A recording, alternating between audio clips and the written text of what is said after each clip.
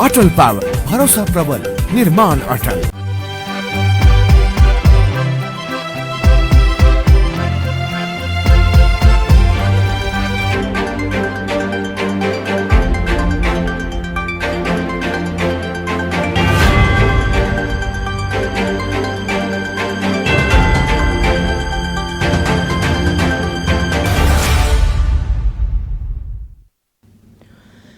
नमस्कार, राज्य खबरमा स्वागत छ। म विनोद परियार। सुरुमा राज्य खबरका हेडलाइनहरू।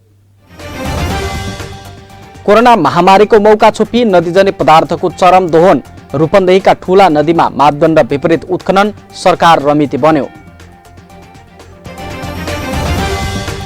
लुम्बिनीमा आर्थिक वर्ष 78-79 को विनियोजन विधेयकमाथि छलफल सुरु, नीति तथा कार्यक्रम नल्याई छलफल गराएकोमा विपक्षी दलहरूको विरोध। गण्डकीमा राष्ट्रिय जनमोर्चाका सांसद थापाको पद निलम्बन, मुख्यमन्त्री गुरुङलाई बहुमत पुर्याउन सकस, विपक्षीद्वारा सरकार गठनको तयारी। गाउँ गाउँमा महिलाहरू व्यावसायिक बाख्रा पालनमा आकर्षित, आत्मनिर्भर बनाउन रूपन्देहीको कञ्चन गाउँपालिकाले उन्नत जातको बाख्रा वितरण गर्यो। र इजरायलका विपक्षी पार्टीहरूबीच नयाँ सरकार गठनका लागि सहमति, प्रधानमन्त्री नेतन्याहुको 12 वर्षे कार्यकाल अन्त्य हुँदै।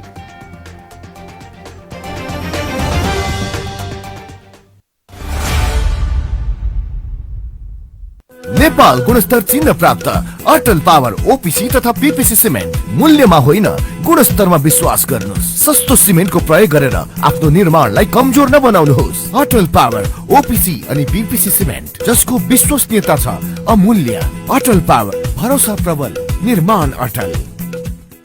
अब ढुक्क हुनुहोस्। धेरै समयदेखि प्रतीक्षा गरिएको विश्व प्रसिद्ध ढलान प्रविधि अब रूपन्देहीमा स्थापित भएको छ। न मिस्त्रीको समस्या, न सिमेन्ट गिट्टी बालुवा खोज्ने र राख्ने ठाउँको समस्या, न त चुहिने भत्किने, न फिनिसिङकै समस्या। दिनभरि लाग्ने काम 2 घण्टामा तमाम। गुणस्तरीय ओपीसी सिमेन्ट, धोएको गिट्टी बालुवाबाट रेडीमिक्स कङ्क्रिट तयार गरी घर, पुल, बाटो तथा अन्य संरचना तयार गरी वर्षौंसम्म ढुक्क हुनुहोस्।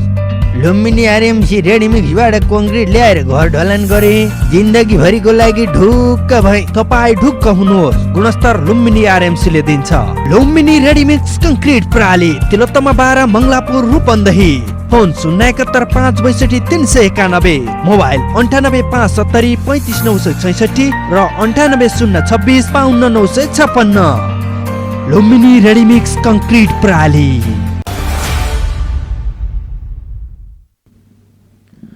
अब समाचार विस्तारमा।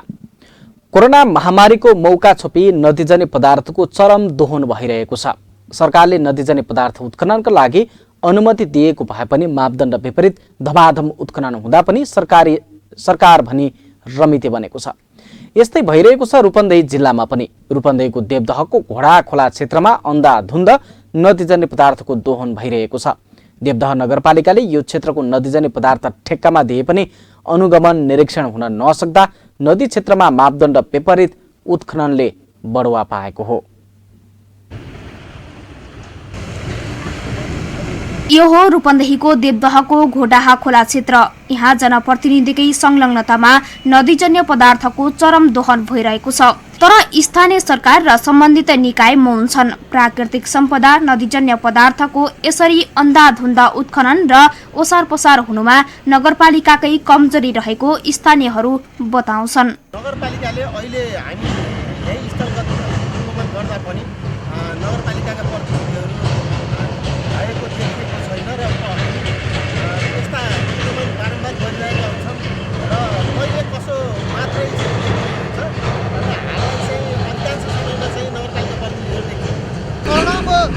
ठेक्काको तपाईँको आह्वान हुन्छ, त्यसमा प्रतिस्पर्धा हुन्छ अनि एक ठाउँमा चिम्रो ठेक्दाले हाल्न पर्छ।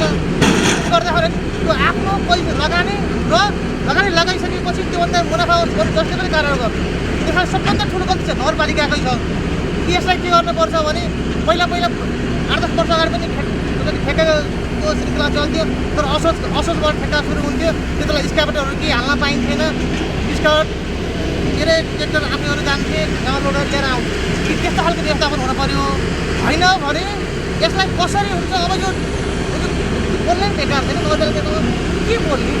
यसरी दर्जनौं टिप्परले यो क्षेत्रमा गएको वैशाखको दोस्रो हप्ताबाट ठेक्का नदीजन्य पदार्थको ओसार पोसार गर्न थालेका हुन्। नदीजन्य पदार्थको मापदण्ड विपरीत उत्खनन गरी विभिन्न ठाउँमा डम्पिङ हुँदा पनि स्थानीय प्रशासन र स्थानीय सरकार मौन छ।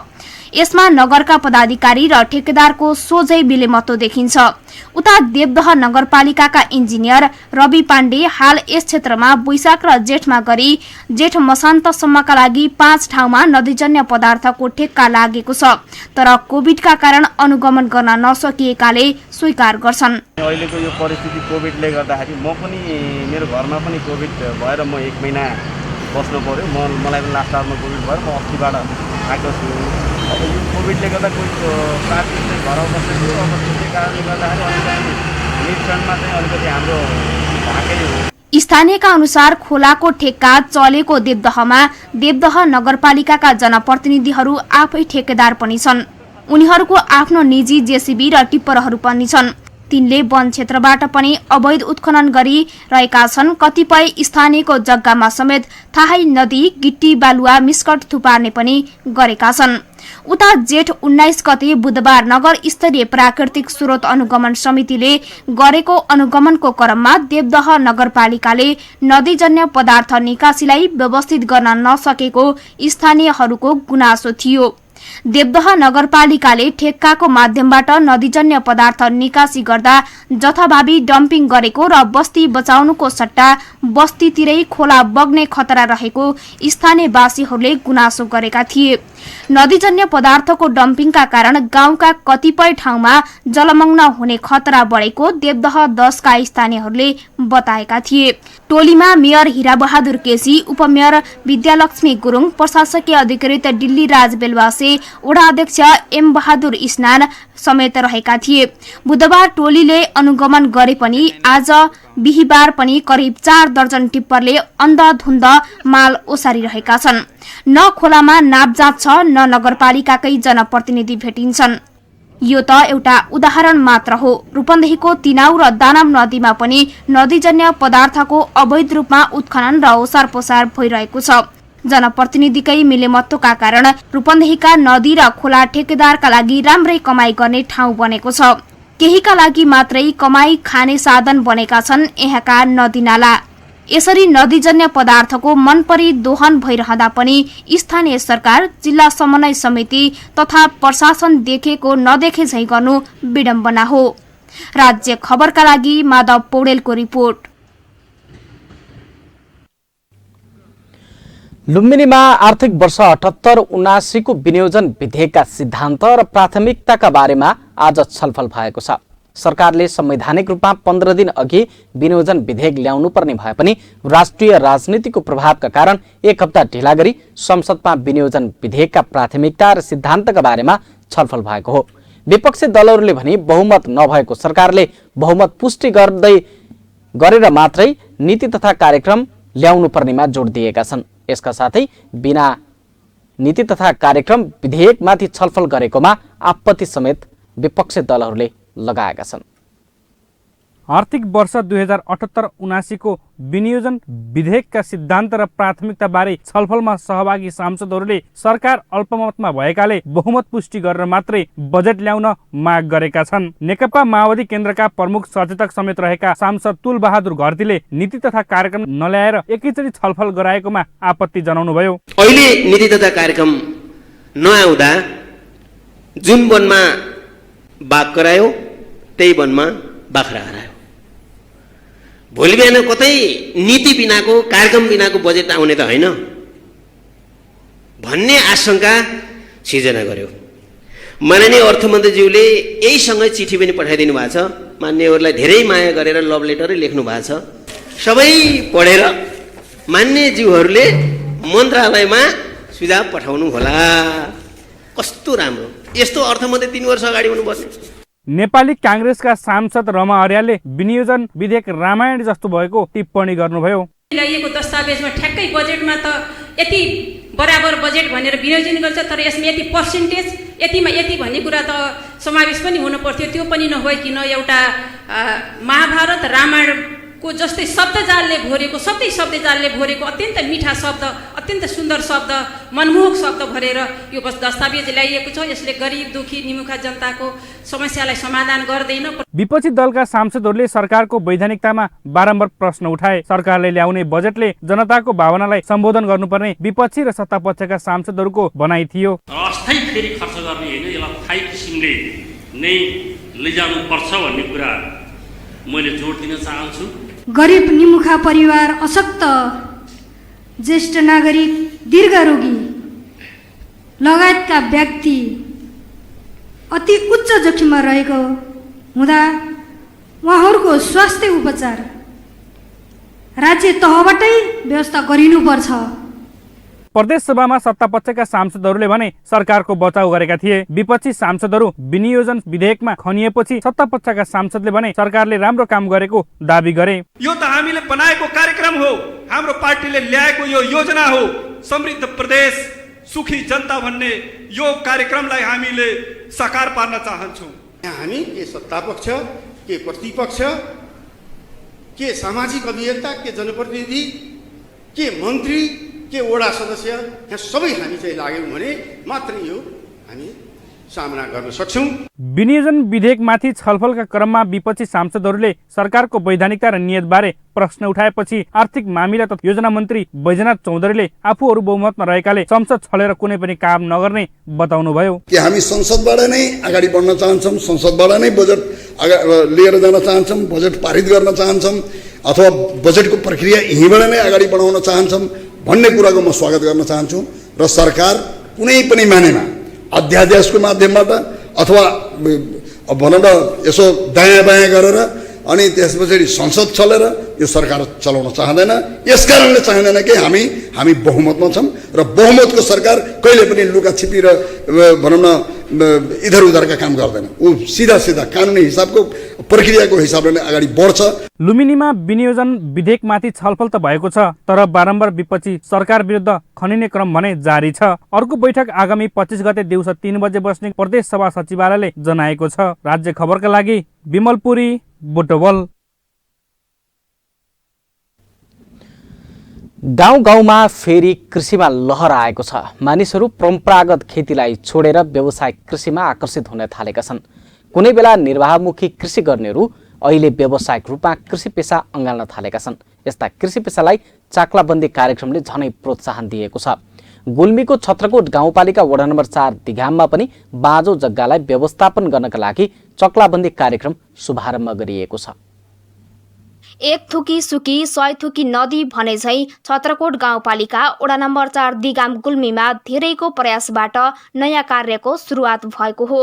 बाँझो जग्गा व्यवस्थापन चक्लाबन्दी अन्तर्गत स्थानीयको बाँझो जग्गा भाडामा लिएर त्यसलाई प्रविधि मैत्री बनाई सहकारी मार्फत आधुनिक कृषि सुरु गरिएको हो। यसको नेतृत्व छत्रकोट कृषि तथा पशु विशिष्टीकृत सहकारी संघले लिएको छ। यसका बारेमा जानकारी दिँदै सहकारी संघका अध्यक्ष शङ्कर प्रसाद पन्त, सहकारीहरू उत्पादनमा लाग्नुपर्छ भन्ने छत्रकोट गाउँपालिकाको पनि आफ्नो उद्देश्य र त्यही उद्देश्यलाई मिट गर्नको लागि हामी सबै सहकारीहरू मिलेर त्यो बाँझो जग्गालाई हामीले व्यवस्थापन गर्ने, आधुनिक यान्त्रिकरणको हिसाबले यान्त्रिकरण मैत्री त्यो खेती उत्पादन गर्ने। त्यसले गर्दाखेरिमा कस्ट कम हुन्छ, उत्पादन धेरै हुन्छ। कृषि तथा पशु विशिष्टीकृत सहकारी संघ समस्याले नै सधैँ नराम्रो गर्दैन, समस्याले समाधान र विकल्प पनि ल्याउँछ भने जस्तै कोभिडको महामारीमा परेका वैदेशिक रोजगारी गुमाएकालाई व्यवस्थापन गर्न पनि चक्लाबन्दी कार्यक्रम उपयुक्त हुने भएकाले भौगोलिक अनुकूलताका आधारमा दिगाममा चक्लाबन्दी सुरु गरिएको वडाध्यक्ष डिलाराम नेउपानेले बताउनुभयो। हामीले यो कुनै न कुनै दिन यहाँ किसानहरू आएर काम गर्ने वातावरण बन्ने छ, तपाईहरू नआत्तिनुहोस्। हामीले व्यवस्था मात्रै तपाईहरुको लागि व्यवस्था गर्छौं र यो बाँझो जग्गालाई उर्वरा बनाएर छोड्ने छौं भनेर मैले भनेको थिएँ त्यति बेला र अहिले त्यसैलाई कार्यान्वयन गर्ने हिसाबले हामी अगाडि बढेका छौं। छत्रकोट गाउँपालिका 4 मा आर्थिक वर्ष 2078-79 मा 60 रोपनी जग्गा व्यवस्थापन गरी करिब 2,20,36,000 अनुमानित बजेटबाट आवश्यक र उपयुक्त आधुनिक कृषि त्यस जग्गामा सुरु हुँदैछ। काम कसरी बढेको छ त फोकल पर्सन जगन्नाथ ढकाल र यसमा चाहिँ अहिलेसम्म हाम्रो लगभग चाहिँ 50% काम यहाँ पूरा भएको छ र हाम्रो 3वटा किता भएको हुनाले अब ती 2वटा किता एउटा कितामा अझै जान बाँकी छ हामी र एउटा किताको हामीले माथिको माटो मात्रै चाहिँ सोरेका छौँ भने अब यो कितामा चाहिँ अलि धेरै जग्गा पनि छ र यसमा चाहिँ हामीले अलि बढी चाहिँ काम भएको छ। छत्रकोट गाउँपालिका, प्रदेश सरकार, स्थानीय सहकारीहरू, संघीय सरकारको सक्रियता र छत्रकोट कृषि तथा पशु विशिष्टीकृत सहकारी संघको सक्रियतामा चक्लाबन्दी कार्यक्रम अगाडि बढेको छ। यस वर्ष मकै खेतीबाट खेती शुभारम्भ हुनेछ। प्राविधिक रूपमा कस्तो छ त चक्लाबन्दी? प्राविधिक सूर्य अधिकारी। सुरुबाटै चाहिँ मैले मेरो निगरानीमा यो काम भइरहेको हुनाले यसमा चाहिँ इन्जिनियरिङ डिजाइन भन्दा बाहिर गएको छैन। केही अलिकति फिल्डमा चाहिँ अलिकति केही अप्ठ्याराहरू छन्, तर त्यसले चाहिँ हाम्रो इन्जिनियरिङ डिजाइन भन्दा यो यहाँ भइरहेको काम चाहिँ बाहिर चाहिँ गएको छैन। चक्लाबन्दी कार्यक्रमले पक्कै पनि राम्रो गर्नेछ। यस्ता कार्यक्रममा स्थानीयदेखि नेतृत्व तहसम्मले प्राथमिकताका साथ तत्परता देखाई सहयोग र लगानी बढाएमा पहाडका तरेलीहरू पनि फाँट बनेर उन्नति गर्न सकिन्छ अनि बल्ल नेपाल कृषि प्रधान देश बन्नेछ। राज्य खबरका लागि कुर्मीबाट अजय खड्काको रिपोर्ट।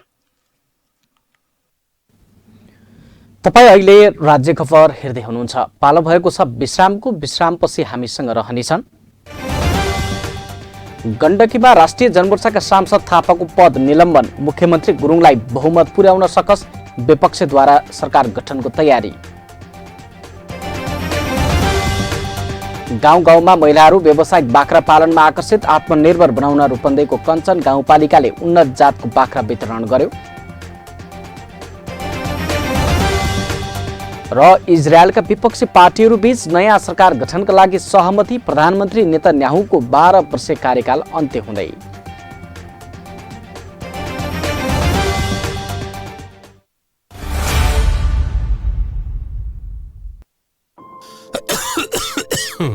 खोक्न फेरि सुरु भयो है। चुरोट छोड्नु भनेको मान्नुहुन्न? खासै खोकी छैन। थाहा छ, चुरोट, खैनी जस्ता सुर्तीजन्य पदार्थ सेवन गर्नेहरूलाई कोरोना संक्रमण भएमा गम्भीर लक्षण देखिने र जटिलता समेत हुन्छ। थाहा छ, तिमीले पनि अनेक कुरा थाहा पाउँछौ। हो त, सुर्तीजन्य पदार्थले फोक्सोमा पहिले नै क्षति पुगिसकेको हुन्छ अनि कोरोना संक्रमण भयो भने झन क्षति पुर्याउँछ। अनि अरू? फेरि चुरोट, सुर्ती, हुक्का खाँदा हातका औँलाले ओठ, मुख र नाकमा छुने, अझ एक अर्का बीच साटासाट गरी खानेहरूमा त कोरोना सर्ने जोखिम झन बढी हुन्छ। हो र? नयाँ तर निकै महत्त्वपूर्ण कुरा भन्यौ तिमीले। अबदेखि म कुनै पनि किसिमको सुर्तीजन्य पदार्थ खाँदै खान्न। सुर्तीजन्य पदार्थको सेवन गर्नेहरूमा कोभिड-19 को संक्रमणको गम्भीर लक्षण देखि जटिलता समेत हुन्छ। त्यसैले सुर्तीजन्य पदार्थ कहिल्यै सेवन नगरौं। कोभिड-19 बाट बचौं र बचाऊ। विश्रामपछि पुनः स्वागत छ। अब बाँकी खबर। राष्ट्रिय जनमोर्चाका तर्फबाट गण्डकी प्रदेश सभामा निर्वाचित कृष्ण थापाको पद खारेज भएको छ।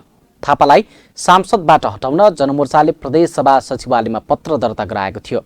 आज बसेको प्रदेश सभाको बैठकमा सभामुखले उक्त पत्र पढेर सुनाएसँगै उहाँ पदमुक्त हुनुभएको छ। थापाको पद गुमेसँगै गण्डकीको राजनीतिमा फेरि नयाँ ट्विस्ट पैदा भएको छ। गण्डकीका मुख्यमन्त्री पृथ्वी सुब्बा गुरुङ विरुद्ध दर्ता भएको अविश्वासको प्रस्तावको विपक्षमा उत्रेपछि कृष्ण थापालाई राष्ट्रिय जनमोर्चाले साधारण सदस्य समेत नरहने गरी कारबाही गरेको हो। गण्डकी प्रदेश सभा भङ्ग हुने र मध्यावधि निर्वाचन रोक्न उहाँको सांसद पद खारेज गर्नु परेको जनमोर्चाले जनाएको छ। गण्डकी प्रदेशमा मध्यावधि नहोस् भन्ने चाहना हो हैन। अब हाम्रो अगाडिको प्रश्न के भयो भने कि हाम्रो सांसदलाई रोज्ने कि मध्यावधि रोज्ने दुईटा विकल्प थियो। त्यसले गर्दा त्यसमा हामीले चाहिँ अब गण्डकीमा चाहिँ मध्यावधि हुनुहुन्न, बरु तपाईँको चाहिँ सांसदले जुन अनुशासन उल्लङ्घन गरेको काम गरे बरु उहाँलाई चाहिँ कारबाही हुनुपर्छ भनेर गण्डकीमा मध्यावधिको स्थिति आउन नदिनका लागि हामीले उहाँलाई पदबाट हटाएका हौँ। थापा बागलुङ 1 को कबाट प्रत्यक्ष निर्वाचित सांसद हुन्। प्रदेश सभामा जनमोर्चाका 3 सांसद रहेकोमा अब 2 जना मात्र सांसद बाँकी रहेका छन्। थापालाई कारबाही गरेसँगै गण्डकीको राजनीति नयाँ मोडमा मोडिएको छ। मुख्यमन्त्री पृथ्वी सुब्बा गुरुङले विश्वासको मत लिनुपर्ने दिन नजिकिँदै गर्दा समर्थक थापाको सांसद पद बर्खास्त भएपछि मुख्यमन्त्री असुरक्षित बन्नुभएको हो। गुरुङले यही जेठ 27 गते भित्र विश्वासको मत लिनुपर्ने संवैधानिक बाध्यता छ। विश्वासको मत लिन नसकेको अवस्थामा 2 वा 2 भन्दा धेरै दल मिलेर बहुमत सो गरी गर्दै नयाँ सरकार गठन गर्न बाटो खुल्नेछ। संविधानको 168 को उपधारा 5 अनुसार कांग्रेस नेतृत्वको सरकार गठन गर्न सकिने विपक्षको दाबी छ। गण्डकी प्रदेश सभाको कुल संख्या 59 भयो। अब पृथ्वी सुब्बा गुरुङले विश्वासको मत लिनलाई पनि उहाँले 31 ल्याउनु पर्दैन, 30 ल्याए पुग्छ र नयाँ सरकारमा जानुपर्ने भयो 168 को 5 अनुसारको सरकारमा जानुपर्ने भयो भने पनि 30 को संख्या भए पुग्ने र अहिले हाम्रो गठबन्धनमा नेपाली कांग्रेसको 15, नेकपा माओवादी केन्द्रको सभामुखलाई छोडेर 11, 26 भयो। 2 जना जनमोर्चाको 28, 2 जना जनता समाजवादी पार्टीको गरेर 30 छ। त्यो 30 भएपछि कृष्णचन्द्र नेपाली पोखरेललाई 168 को 5 अनुसारले मुख्यमन्त्री बन्नका निम्ति अब कुनै पनि प्रकारको व्यवधान छ जस्तो मलाई लाग्दैन। अहिले अब विपक्षीहरूको चाहिँ मत पुग्छ हैन, हिजोदेखि भनिराखेर 4 दल एकठाउँमा हुँदा पुग्छ, तर त्यहाँ एकले अर्कालाई खेलाउन भएन नि त। अब त्यो इमान्दारता देखाउँ, हामीले इमान्दारता देखाउँ, विपक्षीहरूको सरकार बन्छ र उसले ल्याउँछ नि। सत्तापक्षले भने विश्वासको मत लिने समय बाँकी हुँदै विपक्षले विश्वासको मत किन नलिएको भन्नु गलत तर्क रहेको बताएको छ। एमाले संसदीय दलका प्रमुख सचेतक मायानाथ अधिकारीले मुख्यमन्त्रीले संसद विघटन गर्छ भन्ने लाग्छ भने बहुमत दिन आग्रह गर्नुहुन्छ। संविधानभन्दा बाहिर गएर उहाँहरूले मतलब प्रदेश सरकारले विश्वास मत भन्दा फरक बाटो लियो भने उसको कुरा हो। विश्वास मत नलिने भने अब त्यो अनैतिक कुरा होला, तर उसको समय नै पुगेको छैन, समय नै आएको छैन। अनि पहिल्यै लिनु पर्थ्यो, सुरुमै लिनु पर्थ्यो भन्ने कुरा त बाध्यात्मक कुरा होइन नि, त्यो त नियमको कुरा हो। नियमभित्र त उसले लिनै पर्छ। अगाडि नै लिएको भए राम्रो हुन्थ्यो भन्ने कुरा काल्पनिक कुरा हो। त्यो दिनुपर्ने अनिवार्य होइन। प्रदेश सभा विघटन हुन्छ भन्ने भए त उहाँहरूले समर्थन गर्नु पऱ्यो नि त। समर्थन पनि नगर्ने, विघटन हुन्छ पनि भन्ने। कोरम पुगेन, बहुमत पुगेन भने त विधानअनुसार के संविधानअनुसार के हुँदै जाँदा त्यहाँ पनि पुग्न सक्छ नि। पुग्दैन भन्न सकिन्न। त्यहाँ के हुन्छ भने सरकारले समर्थन लिन सकेन, अर्को सरकार बन्न सकेन भने त स्वाभाविक रूपले विघटनको दिशातिर जान्छ नि। त्यो विघटन दिशातिर जान्छ भन्ने उहाँलाई थाहा छ भने उहाँले सरकारलाई समर्थन गर्नु पर्यो। विपक्षीले अल्पमतको सरकारले बजेटको तयारी गरेको भन्दै प्रदेश सभामा सरकारको चर्को आलोचना गर्दै आएका छन्। उनीहरूले फेरि बजेटमा प्रतिक्रिया समेत दिएका छैनन्। छिटो विश्वासको मत लिन विपक्षीले सरकारलाई दबाव बढाइरहेका छन्। यही बेला मुख्यमन्त्री गुरुङलाई साथ दिएका सांसदको पद खारेजसँगै राजनैतिक कोर्स फेरिएको छ। राज्य खबरका लागि गण्डकी ब्युरोको रिपोर्ट। बुटोलको सिद्धार्थ महिला तथा बाल अस्पताल आम्दामा भेन्टिलेटर सहितको कोभिड आइसियु सेवा सुरु भएको छ। बुटोल उद्योग वाणिज्य संघ रूपन्देहीको सहयोगमा 2 भेन्टिलेटर सहित 5 आइसियु तथा 10 एचडियु र 10 जनरल कोभिड आइसोलेसन समेत गरी 25 बेडको कोभिड वार्डबाट औपचारिक सेवा सुरु गरिएको हो। बुटोल उद्योग वाणिज्य संघ कोभिड-19 आइसियु वार्डको आम्दाले सरकारबाट कोभिड केयर युनिट सञ्चालनको स्वीकृति लिएसँगै बुटोल उद्योग वाणिज्य संघ र आम्दाको बीचमा आइसियु सञ्चालनको लागि द्विपक्षीय सम्झौता भएको थियो। सेवा शुभारम्भ लुम्बिनी प्रदेशका स्वास्थ्य तथा जनसङ्ख्या मन्त्री भोज प्रसाद श्रेष्ठले गर्नुभएको छ। उहाँले आम्दा अस्पतालको स्रोत व्यवस्थित गरी आगामी दिनमा अझ व्यवस्थित गर्ने प्रतिबद्धता समेत व्यक्त गर्नुभयो। कतिपय विवादित मुद्दाहरूको कारणले पनि हामी धेरै अगाडि लिएका छौँ। 10 बिघा जग्गा छ, यत्रो स्रोत सम्पन्न छ र त्यो स्रोतलाई ठिक प्रयोग गर्न सक्दा हाम्रा स्रोतहरूलाई पनि यसलाई व्यवस्थित गर्न सकिरहेका छौँ। यता रुखहरूको चाहिँ अवस्था के छ, तिनीबाट चाहिँ वनले के काम गरिरहेको छ, हाम्रो स्रोतहरू कसरी व्यवस्थापन गर्ने, यी सब खेर गएका हुनुहुन्छ। यी सबै कुराहरूलाई पनि मध्यनजर गरेर भोलिका दिनमा हामीले यसलाई अपग्रेड गर्ने के पाएको छ त्यसको बारेमा सोच्नुपर्छ र त्यसको निम्ति यहाँको साथमा प्रदेश सरकार छ। आम्दा अस्पताल सञ्चालक समितिका अध्यक्ष समेत रहेका बुटोल उपमहानगरपालिकाका नगर प्रमुख शिवराज सुवेदीले आमा बच्चाको उपचारका लागि स्थापना गरिएको अस्पतालमा आमा सुरक्षा कार्यक्रम लागू गर्न नसकेको बताउँदै 15 बेडभन्दा माथिको अस्पताललाई प्रदेश सरकारले हेर्ने भएकाले प्रदेशको समेत दायित्व हुने गरी नयाँ तरिकाले अगाडि बढ्नुपर्ने उल्लेख गर्नुभयो। बुटोल उद्योग वाणिज्य संघका अध्यक्ष उज्जवल प्रसाद कसोजुले उपचारको अभावमा कसैले पनि ज्यान गुमाउन नपरोस् भनी भेन्टिलेटर सहित आइसियु सेवा सञ्चालनका लागि वातावरण बनाएको बताउनुभयो। सिद्धार्थ महिला तथा बाल अस्पताल आम्दाका medical superintendent doctor Rajendra Prasad बस्यालले कोभिड केयर युनिट सञ्चालनका लागि बुटोल उद्योग वाणिज्य संघबाट ठूलो सहयोग प्राप्त भएको भन्दै संघप्रति आभार व्यक्त गर्नुभयो। अस्पतालले बिरामी र बिरामीको कुरुवालाई लक्षित गरी निशुल्क यातायातको व्यवस्था गरेको समेत उहाँले जानकारी दिनुभयो। जिल्ला प्रशासन कार्यालय रूपन्देहीले निषेधाज्ञाको अवधि जेठ 31 गतिसम्म लम्ब्याएको छ। जिल्ला स्तरीय कोभिड संकट व्यवस्थापन केन्द्र DCCMC को आज बसेको बैठकले निषेधाज्ञा थप गर्न सिफारिस गरेको थियो। सिफारिस अनुसार प्रमुख जिल्ला अधिकारी असमान तामाङले जेठ 31 गते राति 12 बजेसम्मको लागि लागू हुने गरी निषेधाज्ञाको अवधिलाई निरन्तरता दिएको जानकारी दिएको छ। कोभिड-19 को नयाँ भेरिएन्टको संक्रमण तीव्र बन्दै गएकाले यसको नियन्त्रण, रोकथाम र उपचार व्यवस्थापनका लागि निषेधाज्ञाको आदेशलाई निरन्तरता दिएको प्रमुख जिल्ला अधिकारीद्वारा जारी आदेशमा उल्लेख छ। कोरोना संक्रमणको दोस्रो लहर फैलिएपछि वैशाख 16 गतेदेखि रूपन्देहीमा निषेधाज्ञा लगाइएको हो। आज थप गरिएको निषेधाज्ञामा औषधि उपचार तथा अत्यावश्यक काम बाहेक मर्निङ वाक र इभिनिङ वाकमा समेत रोक लगाइएको छ। बैठकले सबै प्रकारका निजी तथा सार्वजनिक यात्रुवाहक सवारी साधन सञ्चालन गर्न नदिने, सबै प्रकारका party palace, cinema hall, seminar, तालिम, गोष्ठी, सम्मेलन, सैलुन, मनोरञ्जन स्थल, डिपार्टमेन्टल स्टोर्स, सपिङ महल, ब्युटी पार्लर, स्विमिङ पुल लगायत सङ्ग्रहालय, पुस्तकालय र सामूहिक खेलकुद र जिमखाना बन्द गर्ने निर्णय गरेको छ। ब्याङ्कमा एक जना प्राविधिक जनशक्तिबाट मात्रै सेवा प्रदान गर्ने गरी सम्पूर्ण ब्याङ्क र वित्तीय संस्थाहरू बन्द गर्ने निर्णय पनि यथावत राखिएको जिल्ला प्रशासन कार्यालय रूपन्देहीका सूचना अधिकारी जनक थापाले जानकारी दिनुभयो। तपाईँ अहिले राज्य खबर हेर्दै हुनुहुन्छ। एकैछिन विश्राम।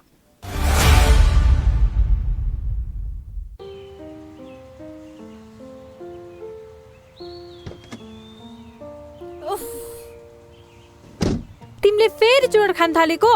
कुर्दा कुर्दै एउटा मात्रै? जति भने नि मान्दैनौ। जान्न म कतै नि। एकछिन कुर्दा पनि। सरी बाबा, सरी, गल्ती भयो। तिम्रो कसम, अबदेखि खान्न। बरु जाउँ कतै लन्च खान। चुरोट, हुक्का, खैनी जस्ता सुर्तीजन्य पदार्थ पूर्ण रूपमा निषेध भएको रेस्टुरेन्टमा मात्रै जान्छु म। मलाई पनि थाहा छ, चुरोट, खैनी जस्तो सुर्तीजन्य पदार्थले मलाई, तिमीलाई र भविष्यमा हामीबाट जन्मने बच्चालाई समेत असर गर्न सक्छ। धूम्रपान तथा सुर्तीजन्य पदार्थको सेवन कहिल्यै नगरौं। आफ्नो स्वास्थ्यप्रति आफै सजग र जिम्मेवार बनाऊ।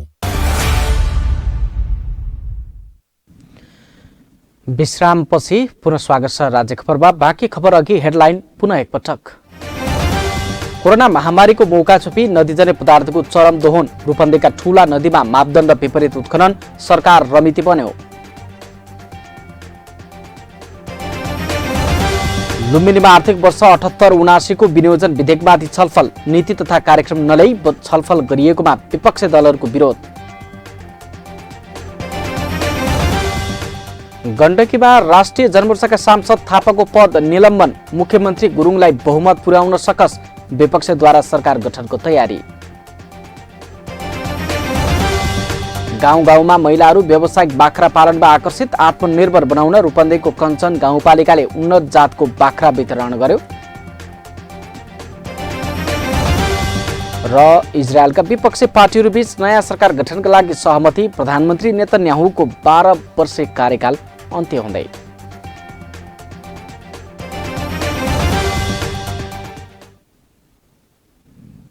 अब बाँकी खबर।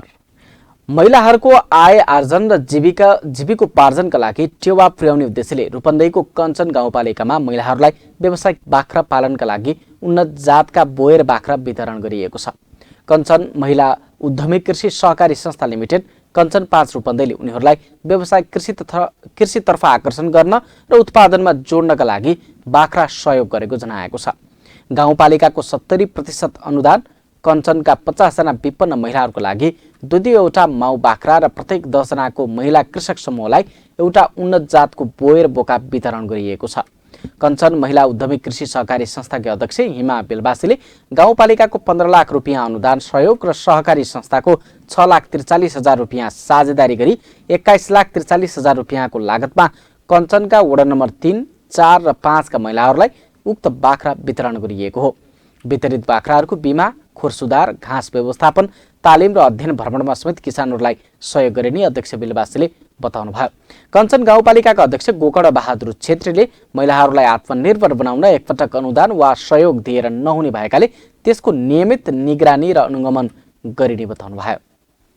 भोलि खोरहरू बनाउन पर्यो भने तपाईहरुलाई त्यो खोर सुधार गर्ने व्यवस्थापनको लागि पनि हामीले त्यो बजेटको व्यवस्थापन गर्छौं र अझै बढी बाख्राहरू बनाएर तपाईँहरूले हाम्रो सामुदायिक वनले पनि सायद हेल्प गर्ला। त्यो बनाएर तपाईँहरूले राम्रो गर्नुभयो भने तपाईँहरूलाई अरू अनुदानको व्यवस्थाहरू पनि हामीले गर्छौँ। महिलाहरूलाई व्यावसायिक बनाई आत्मनिर्भर बनाउनु मात्र होइन, सामाजिक उत्तरदायित्व वहन गराई सामाजिक क्षेत्रमा लगानी गर्न शेयर सदस्यहरूलाई प्रति महिना 10 रुपियाँ सङ्कलन गर्दै आएको संस्थाका उपाध्यक्ष उमा ढकालले बताउनुभयो। अब विदेशको खबर। इजरायलका विपक्षी पार्टीहरूबीच नयाँ सरकार गठनका लागि सहमति बनेको छ। यो सहमतिसँगै प्रधानमन्त्रीका रूपमा बेन्जामिन नेतन्याहुको 12 वर्षीय कार्यकाल अन्त्य हुने भएको छ। यस अतीत पार्टीका नेता ऐर लापिडले 8वटा दलहरूबीच गठबन्धन बनेको घोषणा गर्नुभयो। यामिना पार्टीका प्रमुख नफ्ताली बेन्नेट र ऐर बीच आलो पालो सरकार चलाउने सहमति पनि बनेको छ, जस अनुसार पहिले नफ्ताली र त्यसपछि लापिड प्रधानमन्त्री बन्नेछन्। यस सहमतिबारे राष्ट्रपति र रिउभेन रिभेलनलाई जानकारी गराइसकिएको लापेडले जारी गरेको विज्ञप्तिमा उल्लेख छ। म बाचा गर्छु कि यो सरकारले सबै इजरायली जनताको पक्षमा काम गर्नेछ। जसले यसलाई भोट दिएका थिए उनीहरूका पक्षमा र जसले भोट दिएनन् उनीहरूको पक्षमा पनि उनले भनेका छन्। इजरायलको संसदमा 120 सदस्य छन्, त्यसमध्ये बहुमतका लागि 61 सिट आवश्यक पर्छ र विपक्ष गठबन्धनसँग कुल 63 सिट छ। सामाजिक सञ्जालमा अहिले लापिड बेन्नेट र अरब इस्लामिक राम पार्टीका नेता मन्सुर अब्बासले सहमतिमा हस्ताक्षर गरिरहेको फोटो चर्चामा छ। यहुदी राष्ट्रवादी पार्टी र अरब इस्लामिक पार्टीबीच यस्तो सहमति हुन्छ भनेर कमैले मात्रै अनुमान गरेका थिए। दशकौं यता सरकारमा अरब इजरायल पार्टी सहभागी हुन थालेको हो। अरब इजरायलीको प्रतिनिधित्व गर्ने अन्य पार्टीहरूले पनि बेन्नेटले प्यालेस्टाइनी राज्यको अवधारणालाई खारेज गर्ने भएकाले उनको विपक्षमा रहने जनाएका छन्। अब खेल खबर। फिफा विश्वकप 2022 र एएफसी एसियन कप 2023 को संयुक्त छनौट अन्तर्गत दोस्रो चरणको बाँकी खेलहरू आजदेखि सुरु हुँदैछन्। समूह बी मा रहेको नेपालले सोही छनौट अन्तर्गत आज चाइनिज ताइपेईसँग खेल्दैछ। खेल कुवेतको जाबिर अल हमाद इन्टरनेसनल स्टेडियममा नेपाली समयअनुसार राति 9:45 बजे सुरु हुनेछ। समूह बी मा 5 खेल खेलिसकेको नेपालले यसअघि 1 जित हात पारेको थियो। त्यो चाइनिज ताइपेई नै थियो। नेपालले अब मैदानमा सबै खेल खेलिसकेकाले बाँकी 3 खेल घरेलु मैदानमा खेल्ने तय भए पनि कोरोनाका कारण एएफसीले बाँकी खेलहरू सेन्ट्रल भेन्यूमा गर्न लागेको हो। त्यसैले समूह बी को सबै खेल कुवेतमा हुँदैछ। नेपाली टोली बलियो इराकसँग मैत्रीपूर्ण खेल खेलेर कुवेत पुगेको हो। नेपालले पछिल्लो पटक सन् 2019 नोभेम्बरमा भुटानको थिम्पूमा कुवेतसँग होम म्याच खेलेको थियो। त्यसैता नेपालले बङ्गलादेशसँग दुई मैत्रीपूर्ण म्याच र घरेलु मैदानमा त्रिदेशीय कप फुटबल समेत खेल्यो। तर चाइनिज ताइपेई भने 2019 नोभेम्बरमा जोर्डनसँग खेले यता पहिलो पटक खेल्दैछ। दुवै टिममा युवा र नयाँ खेलाडीहरू समावेश गरिएको छ। नेपाली टिममा यसपटक 6 नयाँ खेलाडी छन्, जसमध्ये मनिष डाङ्गे र गौतम श्रेष्ठले इराक विरुद्धको खेल मार्फत डेब्यू गरिसकेका छन्। भर्चुअल प्री म्याचमा नेपाल र चाइनिज ताइपेईका प्रशिक्षकले कुवेतको मौसम चुनौतीको विषय भएकाले खेल्न कठिन हुने बताएका थिए। नेपालका कुवेती प्रशिक्षक अब्दुल्लाह अल मुताइरीले चाइनिज ताइपेई विरुद्ध जितकै लागि खेल्ने बताएका छन्। आजै अस्ट्रेलिया र घरेलु टोली कुवेत बीचको खेल पनि हुनेछ। नेपाल र चाइनिज ताइपेई यसअघि 2 पटक खेलेका थिए, जसमा नेपाल अपराजित छ। 2019 जुनमा भएको मैत्रीपूर्ण खेल बराबरीमा सकिएको थियो भने 2019 सेप्टेम्बरमा भएको खेल नेपालले 2-0 ले जितेको थियो। नेपालले बाँकी 2 खेल जेठ 24 गते जोर्डन र जेठ 28 गते अस्ट्रेलियासँग खेल्नेछ। राज्य खबरको अन्त्यमा आइपुग्यौं। जाँदा जाँदै हेडलाइनहरू। कोरोना महामारीको मौका छोपी नदीजन्य पदार्थको चरम दोहन। रूपन्देहीका ठूला नदीमा मापदण्ड विपरीत उत्खनन, सरकार रमिते बन्यो। लुम्बिनीमा आर्थिक वर्ष 78-79 को विनियोजन विधेयकमाथि छलफल। नीति तथा कार्यक्रम नल्याई छलफल गराएकोमा विपक्षी दलहरूको विरोध। गण्डकीमा राष्ट्रिय जनमोर्चाका सांसद थापाको पद निलम्बन। मुख्यमन्त्री गुरुङलाई बहुमत पुर्याउन सकस, विपक्षद्वारा सरकार गठनको तयारी। गाउँ गाउँमा महिलाहरू व्यावसायिक बाख्रा पालनमा आकर्षित। आत्मनिर्भर बनाउन रूपन्देहीको कञ्चन गाउँपालिकाले उन्नत जातको बाख्रा वितरण गर्यो। र इजरायलका विपक्षी पार्टीहरूबीच नयाँ सरकार गठनका लागि सहमति, प्रधानमन्त्री नेतान्याहुको 12 वर्षे कार्यकाल अन्त्य हुँदै।